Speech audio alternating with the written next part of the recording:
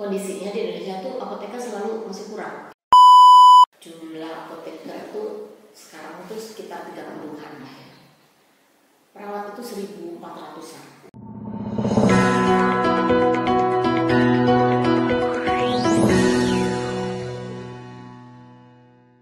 Assalamualaikum warahmatullahi wabarakatuh. Halo Sobat KMF, berjumpa lagi bersama saya di Podcast with Kasrat. Apa itu Podcast with Kasrat?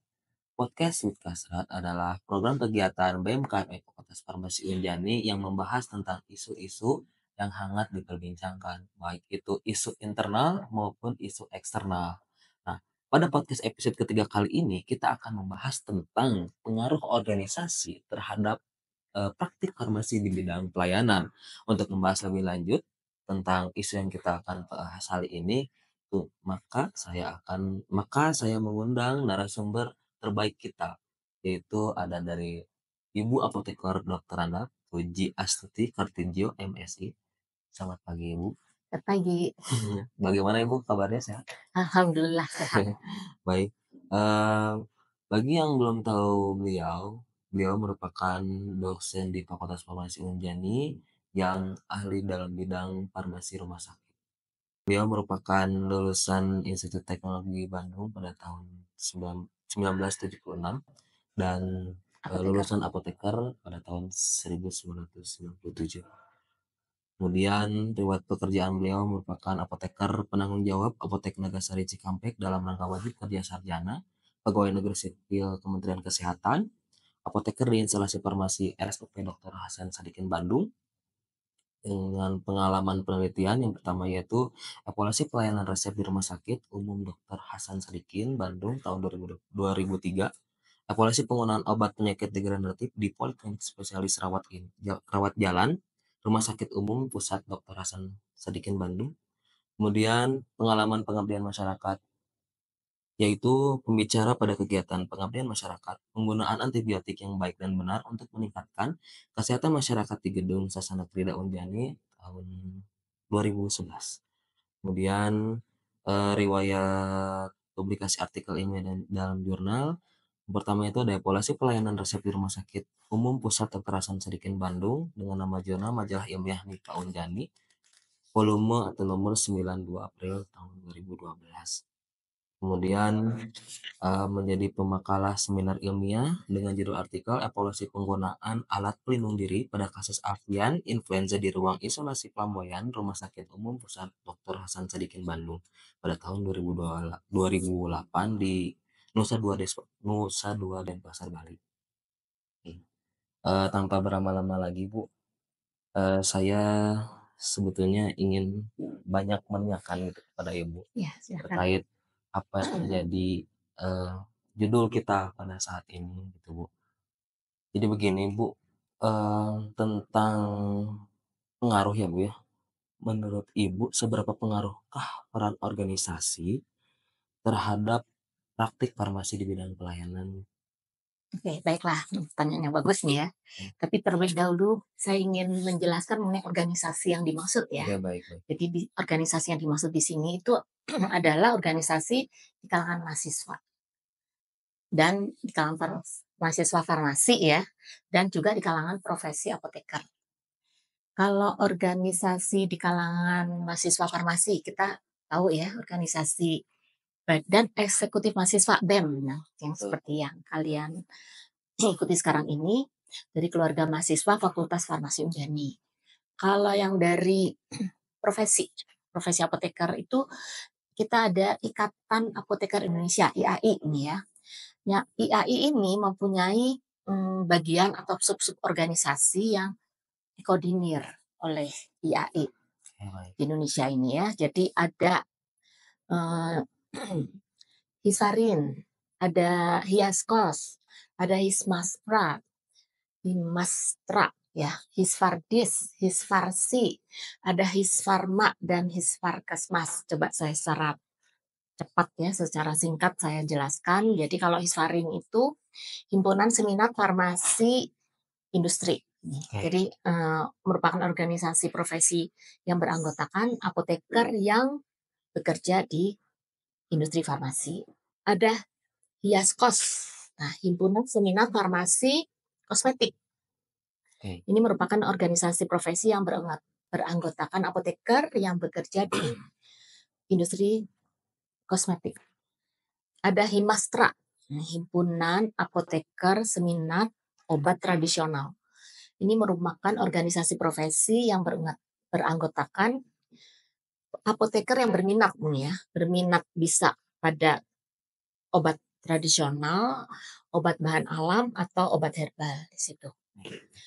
Tidak selalu industri ya, bisa di penelitian.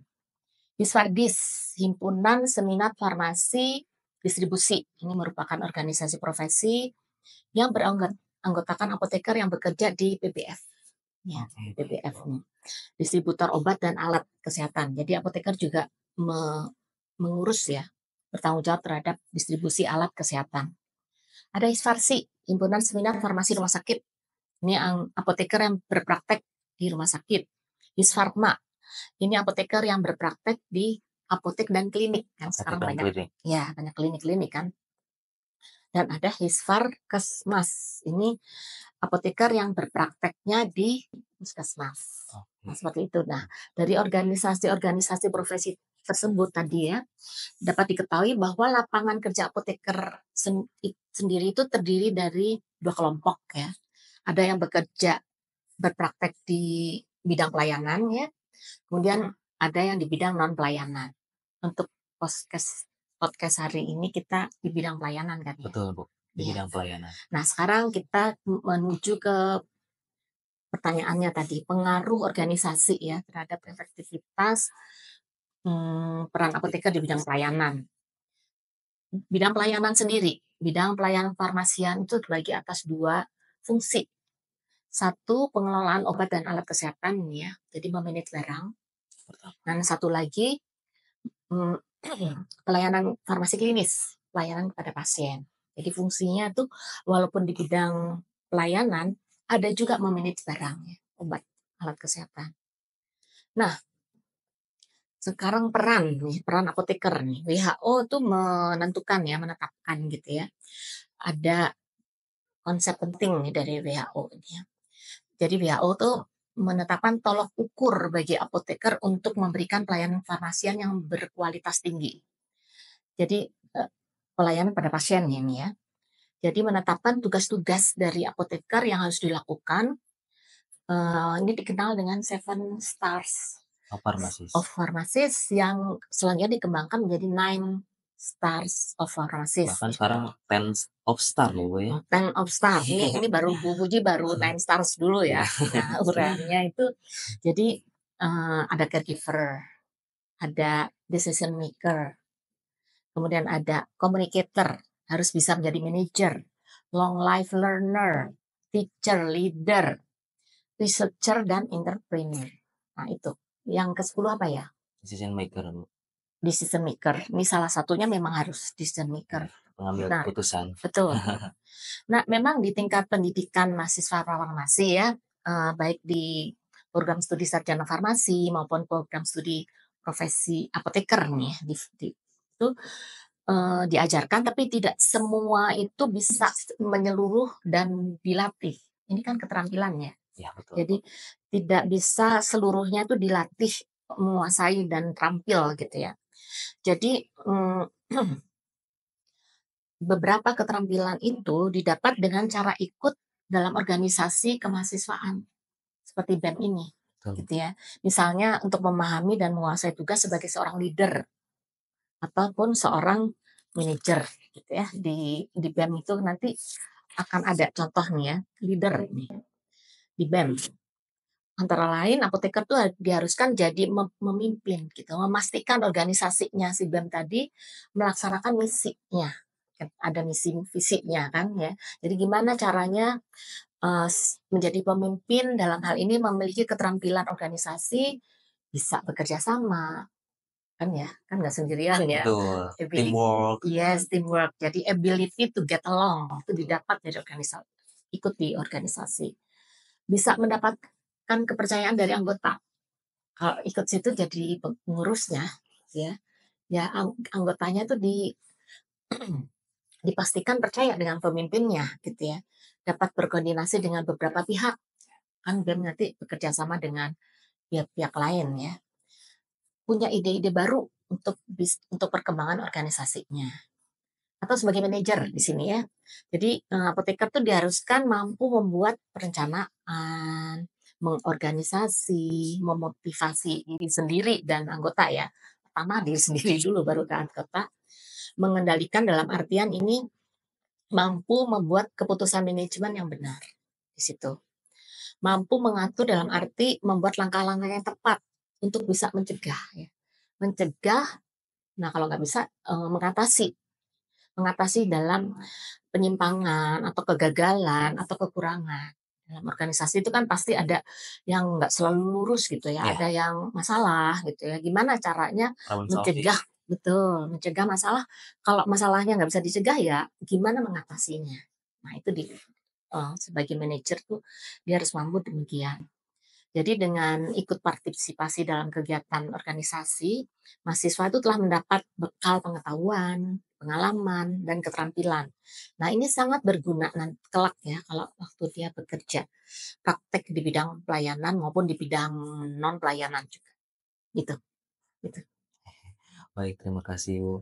Eee, Lanjut ke pertanyaan yang selanjutnya karena Hmm, memang di sini kan, Bu, kita concern itu lebih ke profesi IAI ya, Bu, ya, iya, organisasi keprofesian gitu. iya, Jadi yang saya ingin tanyakan tuh bagaimanakah organisasi profesi seperti IAI mendukung apoteker klinis di Indonesia, serta apa program eh, yang dilakukan oleh organisasi farmasi untuk meningkatkan standar praktik farmasi di bidang pelayanan, Bu? Itu yang saya iya, ingin tanyakan. iya, bagus.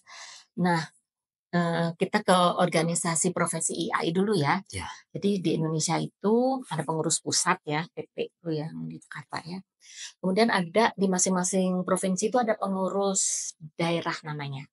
Jadi kalau di Provinsi Jawa Barat itu ada PDIAI Jawa Barat, pengurus daerah IAI Jawa Barat. Ini organisasi tingkat daerah sebagai wadah himpunan profesi apoteker yang ada di Jawa Barat.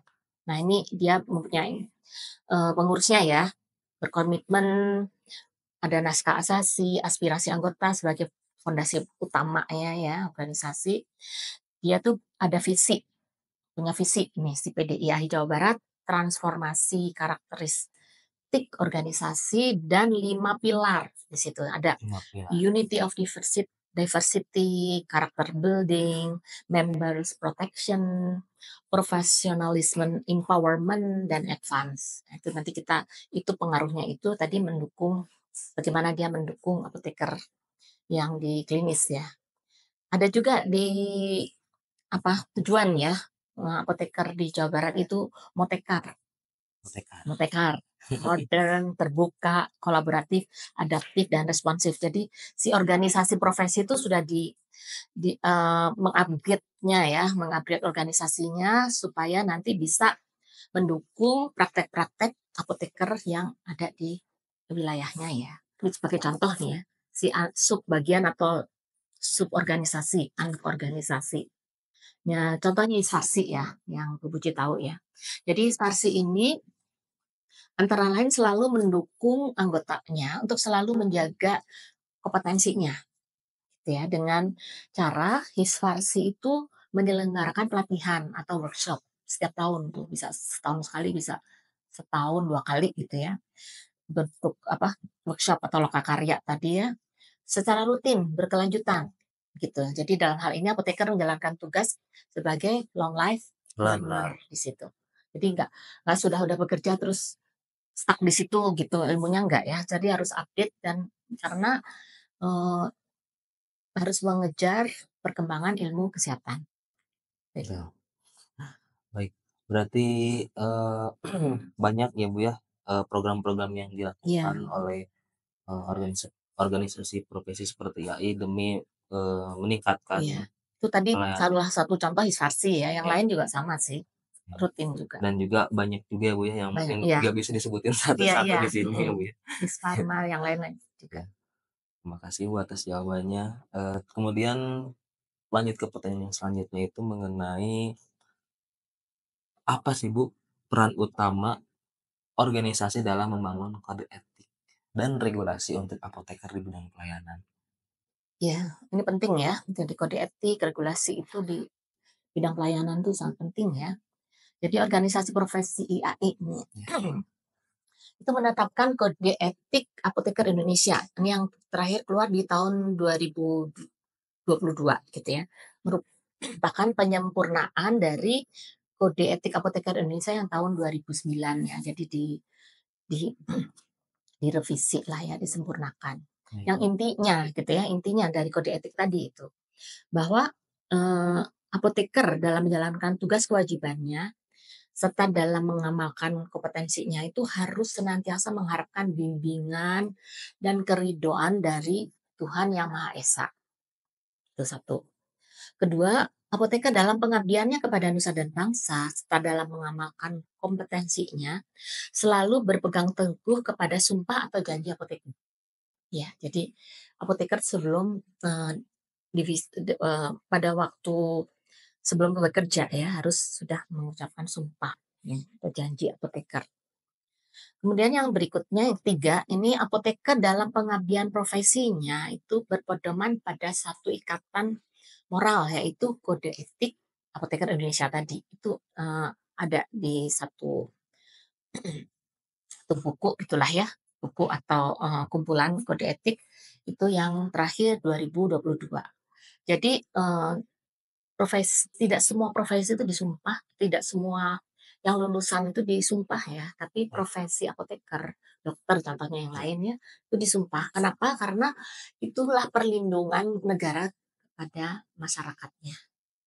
Jadi profesi itu contoh apoteker lah ya, itu pasien itu sudah menyerahkan jiwa raganya lah, kesehatannya kepada Ya, apoteker ya. Jadi kalau apoteker bilang ini obatnya dimakan sekian, sudah diracik itu betul-betul benar, tepat gitu ya. Yang mengawasi apoteker itu benar atau tidak waktu dispensing ya, waktu meracik compounding itu ya Tuhan, Allah gitu. Nah di situ. Jadi itulah makanya harus ada sumpah apoteker gitu. Contoh dokter, kalau pasien didiagnosa sakit ini ya pasiennya mau nggak mau harus menerima gitu ya. Itu bedanya yang profesi yang disumpah itu ya.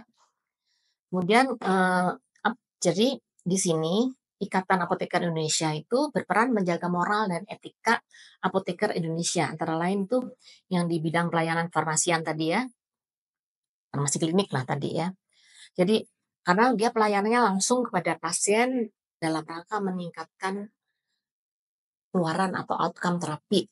Kemudian meminimalkan efek samping obat ini agar patient safety atau keselamatan pasien dan juga kualitas hidup pasien itu terjamin. Nah, itu tujuannya memang patient safety dan quality of life yang dituju ya. Nah, regulasi di sini ya.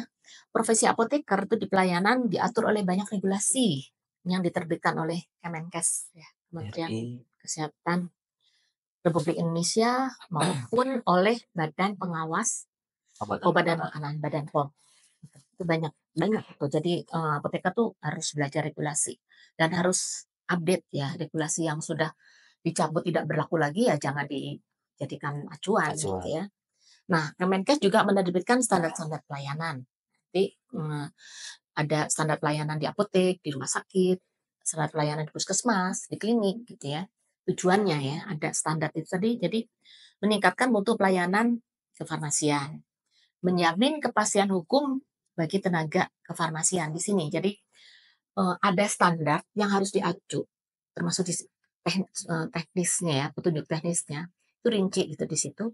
Nah di situ kalau selama apoteker menjalankan sesuai dengan standar tadi, tidak malpraktek lah ya. Jadi tidak bisa dituntut. Jadi kalau misalnya ada misalnya pasiennya kok malah memburuk atau malah meninggal, selama apoteker menjalankan sesuai standar, sesuai SOP yang berlaku, SPO sekarang ya, itu tidak bisa dituntut karena sudah sesuai dengan prosedur, gitu ya, prosedur yang benar. Dan juga ada standar tadi melindungi pasien dari dan masyarakat ya, dari penggunaan obat yang tidak rasional, ini untuk menjaga keselamatan pasien tadi, gitu. Karena memang yang saya pahami juga terkait apoteker ini ya Bu, bukan hanya, apoteker itu memberikan obat saja ya Bu ya. Tapi Iya, kan tadi Ibu sempat menyinggung tentang, monitoring efek samping obat, mhm, kemudian after, pasien menggunakan obat itu seperti iya, apa sih? iya, Apakah ada, efek yang tidak diharapkan gitu iya, kan Bu? Apa mungkin, lebih baik gitu kan kesehatannya, tuh. iya, betul, Kemudian benar. Kalau boleh saya tambahkan, jadi sekarang ini profesi apoteker di Indonesia mulai, menggeliat lah ya. Kita ingin eksis gitu ya, ya, kompetensinya selalu dijaga. Apoteker bukan robot pengisi resep lagi. Jadi apoteker tuh harus melakukan ya, setelah memberikan obat dengan benar itu tadi, harus memantau pasiennya itu betul nggak menggunakannya, apakah terapinya tercapai, apakah membaik, sembuh, seperti itu ya. Jadi, mmm, adakah efek sampingnya tadi ya, harus dipantau itu. Apoteker itu untuk efek samping harus tahu, menjelaskan, dan memberi rekomendasi cara mengatasi efek samping tadi, seperti itu. karena memang, sepakat juga Ibu saya gitu. Karena profesi apoteker ini kan harus terus kita branding gitu Iya, ya Bu, karena masyarakat, yang saya tahu pada saat ditanya, "Tahu nggak sih apoteker?" Gitu kan, iya. nggak tahu gitu kan, gitu. Makanya kan di situ adalah personal branding kita ketika berhadapan dengan pasien gitu kan, bukan hanya dokter saja loh yang Iya, berperan gitu, kita pun sebagai apoteker yang sangat berperan penting dalam betul. penanganan kasus kesehatan bagi masyarakat gitu. Apalagi dengan sekarang bukan banyak juga yang isu di yang sekarang nih baru keluar gitu kan yang, public figure berbicara tidak pantas Iya. mengenai apoteker. Kan itu juga kita sempet ada juga Bu kajiannya kita, apa ya, kita up di media sosial karena memang tidak seperti itu loh Iya, apoteker. Kita tidak terima sebagai calon betul, apoteker pun saya nggak terima, itu betul. katakan seperti itu. Makanya kan dari dulu juga sudah mengklarifikasi ya Bu ya, apa yang menjadi omongan beliau gitu sih. Lanjut ke pertanyaan yang Iya, selanjutnya Bu silakan. ya, bagaimana etika dan regulasi ini mempengaruhi keputusan, Bu, yang dibuat oleh apoteker. Ya, jadi kita selalu mengacu ya, ini kalau kalau etika itu udah, kita selalu anut ya tadi. Nah, itu regulasi. Nah, jadi regulasi itu, mmm, harus update ya, Betul, dan di Indonesia tuh banyak muncul yang baru muncul yang baru. Jadi, sebagai apoteker ataupun nanti mahasiswa ya, itu juga selalu keep up, jadi harus yang terupdate. Mana yang masih berlaku, itulah yang, diacu gitu ya. Jadi dalam menjalankan praktek kefarmasian gitu ya, semua keputusan klinis itu harus didasari tadi etika yang ditetapkan tercantum di kode etik ya. Kemudian berpedoman pada regulasi yang berlaku. Nah, yang seperti setelah saya sampaikan tadi bahwa Kementerian Kesehatan Indonesia tuh banyak mengeluarkan peraturan-peraturan, standar-standar, termasuk petunjuk teknisnya itu rinci, itu udah rinci gitu ya. Untuk bisa dilaksanakan di apotek, bisa dilaksanakan di klinik, di rumah sakit maupun di puskesmas. Ini semua menjadi acuan ya bagi apoteker untuk membuat keputusan klinis karena rinci itu sudah oleh pemer Kemenkes itu sudah rinci di ininya, tinggal tinggal di jalankan gitu. ya tinggal di apa, diambil ya, misalnya SOP ini, oh bisa, itu diterapkan, tinggal diterapkan. Kemudian, eee, ini semua untuk apa, supaya apa yang dikerjakan itu praktek dalam pelayanan farmasi klinisnya itu tepat ya, nggak sampai ada kesalahan. Banyak pedoman-pedomannya, bisa ada formulir dokumentasi pelayanan farmasi obat, gitu. Jadi waktu kita memberikan informasi obat, itu ada dokumentasinya, kepada siapa dengan pasiennya, kasusnya apa, kita menjelaskan apa saja, ada tanda tangan kedua belah pihak. Jadi kita tuh benar-benar memberikan informasi dengan benar dan bisa dipertanggungjawabkan, ada dokumentasinya. Ada contoh formulir catatan pengobatan pasien. Jadi pasien itu mendapatkan obat apa saja dari dokter dengan dosisnya, cara pakainya, seperti apa, itu ada. catatannya. Jadi, bisa dipertanggungjawabkan, nah seperti itu. Nah itu, eee, melindungi ya, sebetulnya melindungi praktisi praktisi itu supaya tidak ada tuntutan. Ini kan negara hukum ya, Ya, betul. siapa boleh menuntut gitu ya, gitu. Jadi etika regulasi itu sangat, mempengaruhi putusan klinis dan sangat berguna untuk, bagi masyarakat kualitasnya bagus ya Ya. pelayanannya, bagi praktisinya atau bagi apotekernya terlindungi secara hukum. Baik Bu, terima kasih atas pertanyaannya. Kita lanjut karena memang, kita sebagai profesi apoteker juga kan, banyak bersinggungan dengan studi kasus di lapangan ya Bu ya, Iya, yang kompleks mungkin gitu kan. Kemudian juga seorang apoteker tadi juga disinggung oleh Ten of Star, kita harus mempunyai keputusan, entah itu manajer dan segala lainnya itu. Dan menurut Ibu, apakah ada dilema yang sering dihadapi apoteker di bidang pelayanan di lapangan? iya, pastilah pastilah. Seperti kita ketahui ya, bidang pelayanan farmasi itu kan terdiri dari bidang pelayanan kefarmasian di apotek tadi itu ya, di klinik, di rumah sakit, di puskesmas. Nah, masing-masing itu ada dilema yang sama, ada juga yang berbeda ya, karena situasinya juga berbeda ya. Nah ini, dilema yang sering Bu Puji ini kan ya, apa, bagi-bagi ya. Coba kita lihat dilema yang sering dihadapi apoteker yang bekerja atau yang praktek di apotek ya.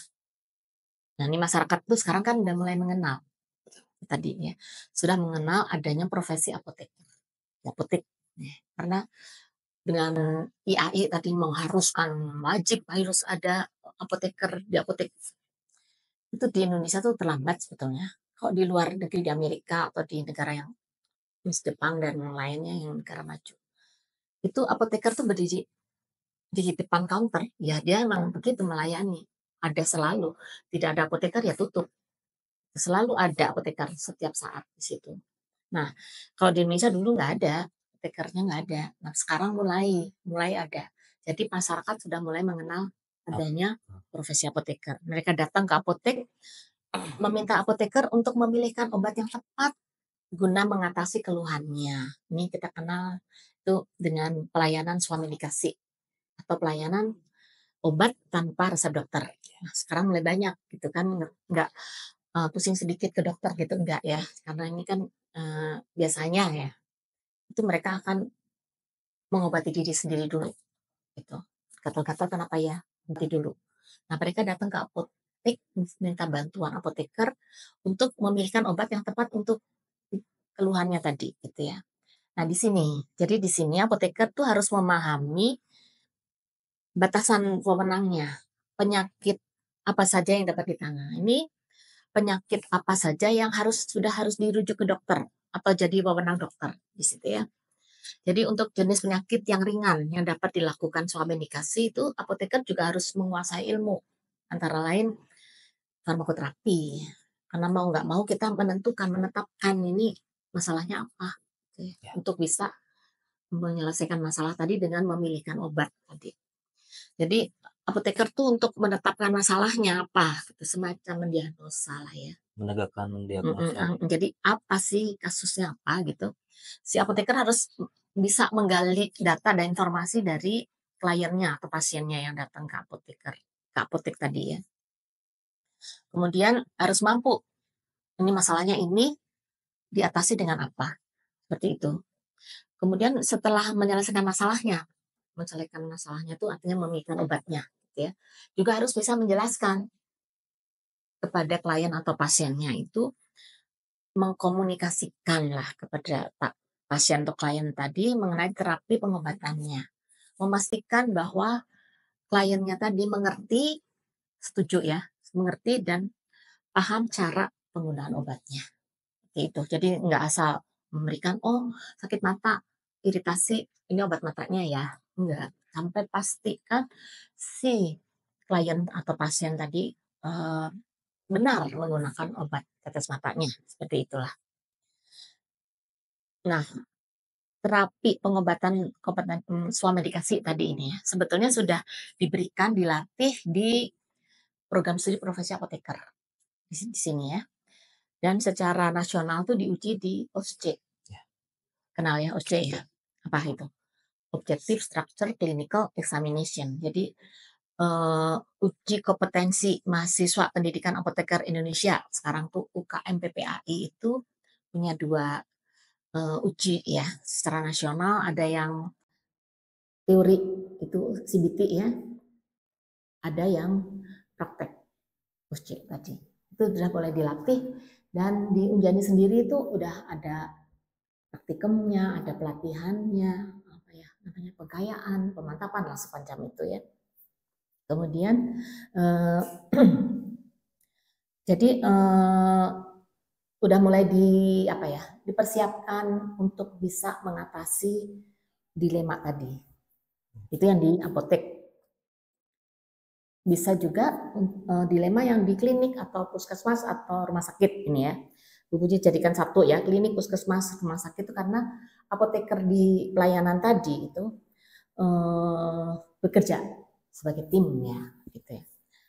Memang di puskesmas tuh belum semua puskesmas di Indonesia itu memiliki apoteker ya sebagai penanggung jawab. Nah, secara regulasi itu puskesmas itu memang terbatas ya, penyelenggaraan farmasinya terbatas. Tetapi kalau misalnya nggak ada gitu, tidak ada apotekernya, itu masih bisa dilakukan oleh tenaga vokasi farmasi. Sekarang disebut tenaga vokasi farmasi itu TTK, tenaga teknis kefarmasian ya. Tapi tetap dia di bawah binaan dan pengawasan apoteker yang ditunjuk oleh Kepala Dinas Kesehatan. Jadi di Dinas Kesehatan Kota atau Kabupaten itu ya, ada instalasi farmasi kota atau kabupaten, dulu gudang farmasi lah istilahnya.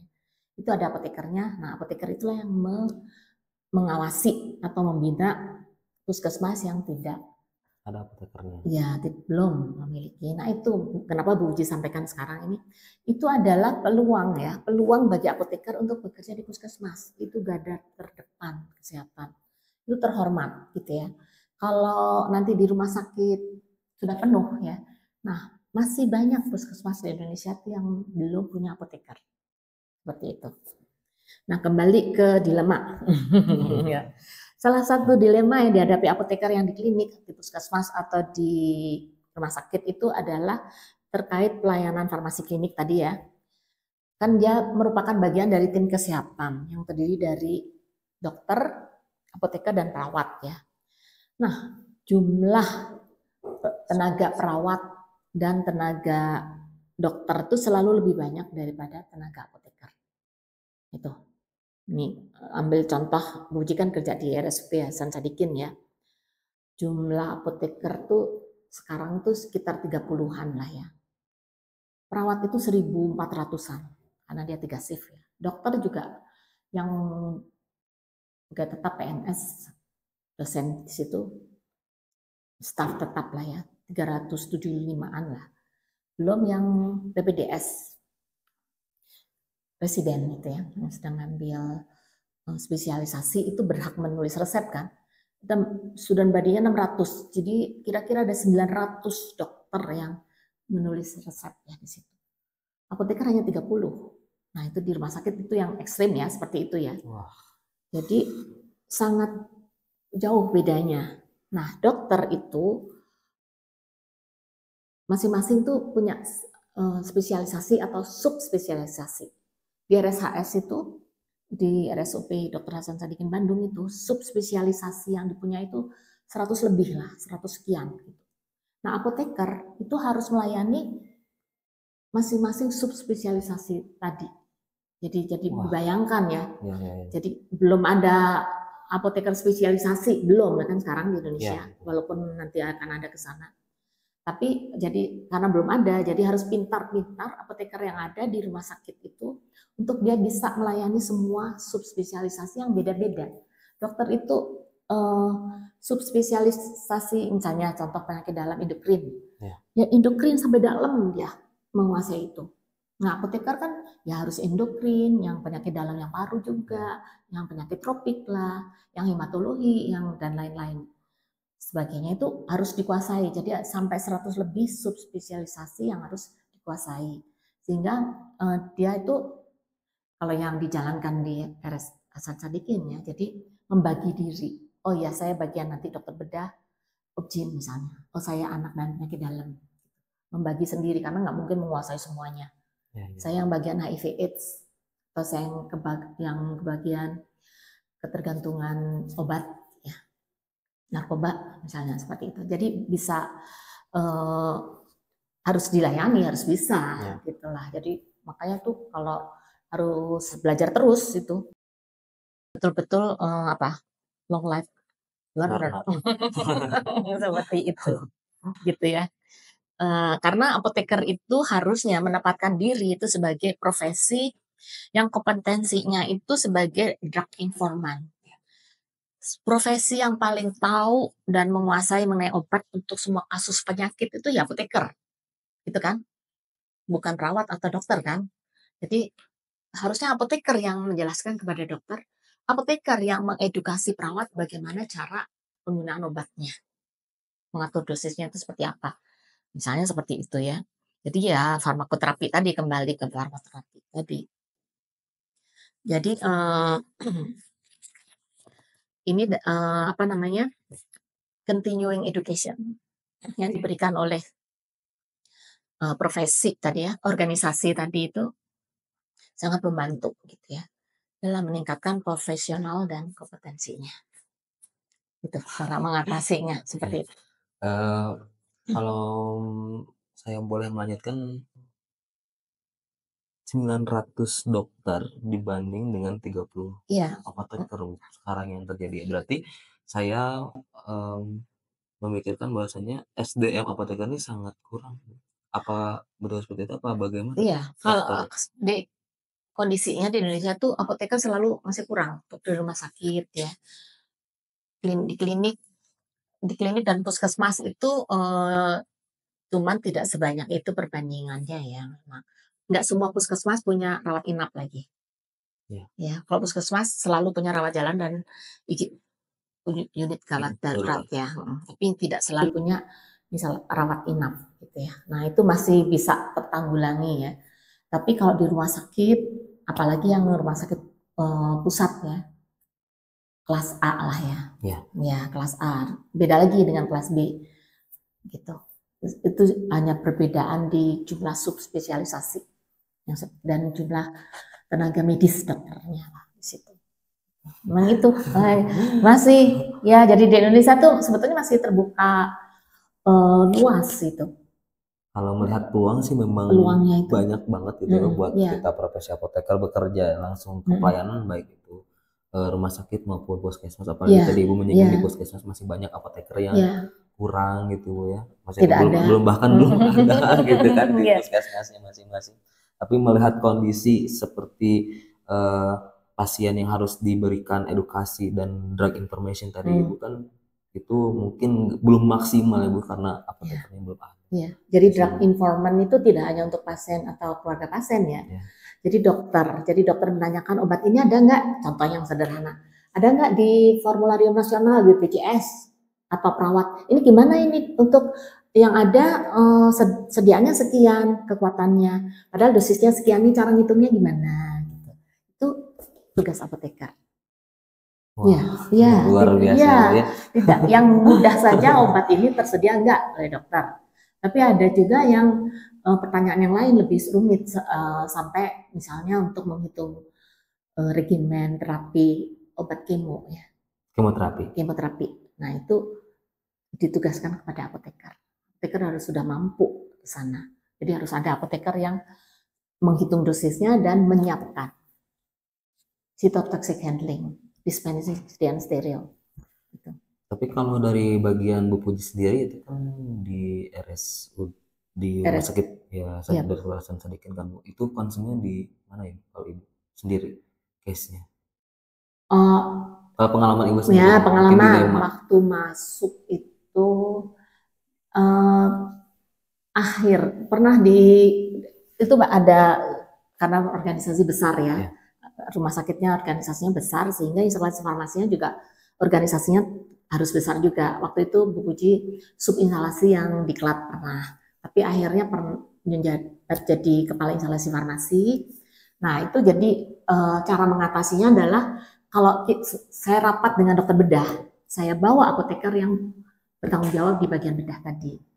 Atau kalau yang HIV/AIDS misalnya, saya minta ditemani dengan apoteker yang tanggung jawab gitu.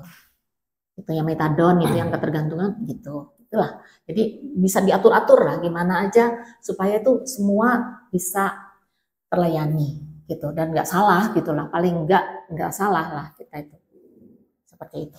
Berarti kalau misalkan terjadi suatu problem nih Bu di rumah sakit di bidang pelayanan, misalkan terkait pemberian informasi obat yang salah sehingga menyebabkan pasien mengalami gejala apa, itu biasanya kalau secara alur tuh bagaimana Bu? Nah, pastilah ya. Jadi namanya juga human error ya. Ya, kalau human error. Ya, dulu nih, ini kan Puji dulu kan sudah pensiun sekarang ya. Dulu itu sekitar kalau hitung-hitungannya ya, setahun itu sekitar 3 juta R. Salah satu R lah, R ya. Bukan lembar resep ya, R. Nah, itu kalau satu aja salah, kan masalah. Betul. Jangan pernah masalahnya fatal ya. Pasti ada lah. Karena ini kan bukan apotekernya semua yang melakukan ya. Kita tuh dibantu vokasi, tenaga vokasi farmasi, TTK ya. Kalau dulu ada asisten apoteker, sekarang kan minimal D3 ya. D3. Nah itu bukan kita yang melakukan, tapi kita harus mendidik mereka supaya mereka qualified. Nah, makanya ada SOP atau SPO. Standar apa? Procedure operasional. Nah itu makanya ada SPO atau SOP tadi supaya siapapun yang mengerjakan dimanapun kapanpun sama kualitasnya dengan kalau apoteker yang mengerjakan. Itu salah satu caranya. Jadi siapapun petugasnya itu harus qualified. Mereka yang salah, mereka melakukan satu kesalahan, yang tanggung jawab siapa? Apotekernya. Yang teratas siapa? Ya direkturnya. Gitu. Makanya kita kadang-kadang direktur kita mohon ada ini supaya tidak ini, biasanya direkturnya akan memenuhi gitu, karena yang tanggung jawab terakhir kan direktur. Ya. Ada salah apapun di rumah sakit yang tanggung jawab direktur. Tapi sebelumnya ya apoteker. Ya. Jadi untuk ngurus sendiri emang lumayan cukup memakan waktu ya. Iya. Jadi ada ya, alhamdulillah selama Bu Puji nggak sampai ada yang fatal sih, tapi ada sampai disidangkan atau dipermasalahkan tuh ada gitu. Jadi gimana caranya kita mendidik gitu ya. Jadi ada self declare misalnya ya. Oh saya melakukan salah ini, tulis apa. Kemudian kita adakan pertemuan ya, inilah ya, nggak mungkin seluruhnya ya.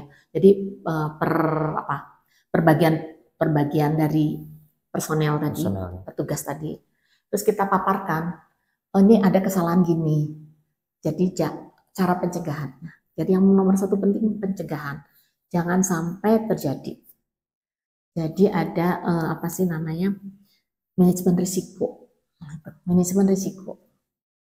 Kalau kita menguasai manajemen risiko, baik itu waktu ngelola barang ya, ngelola obat alat kesehatan, maupun manajemen risiko pada pelayanan farmasi klinik, itu kita akan bisa mencegah.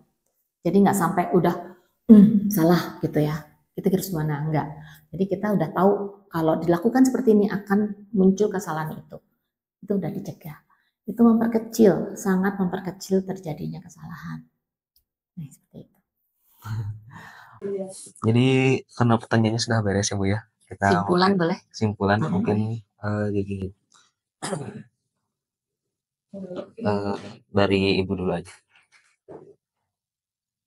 Kata terakhir apalah gitulah, apa sih? Jadi lebih ke ini aja sih Bu, apa ya? Saya tuh mau menjelaskan bahwa sebagai mahasiswa itu harus pinter-pinter ngatur waktu gitulah ya. Terus juga nge-branding organisasi juga sih Bu.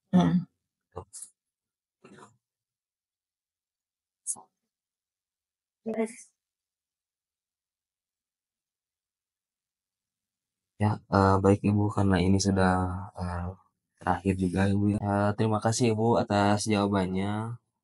banyak gitu ya, edukasi-edukasi yang sudah Ibu sampaikan kepada kami, itu kemudian kepada pemirsa di KMF ini ya, Bu, ya, gitu.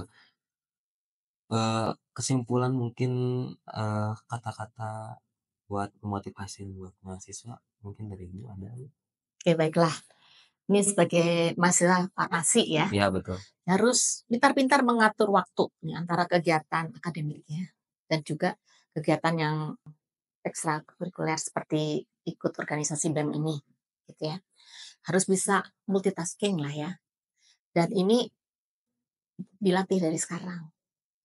Jadi, sukses seseorang itu dicapai apabila dapat menentukan prioritas. Nah itu, di kapan dia harus belajar untuk PS, kapan dia bisa ikut organisasi, gitu. Jadi itu, prioritas, penentuan prioritas itu penting, dan itu bila dia bisa menentukan prioritas, insya Allah dia bisa sukses nanti dalam karir, dalam hidupnya. Baik, terima kasih Bu atas, kesimpulannya. Sebelumnya Ibu, saya berterima kasih pada Ibu karena, Ibu sudah menyempatkan waktu untuk hadir di podcast kali ini. Semoga apa yang kita udah obrolkan sekarang bisa bermanfaat bagi yang lain, ya Bu ya. Amin. Kemudian juga, mungkin ke depannya kita kalau misalkan ada isu kefarmasian di bidang pelayanan, kita undang lagi Ibu mungkin ya, Oke, dengan gitu. senang hati. Betul. Kemudian juga sekian yang dapat saya sampaikan. Wassalamualaikum warahmatullahi wabarakatuh. Terima kasih.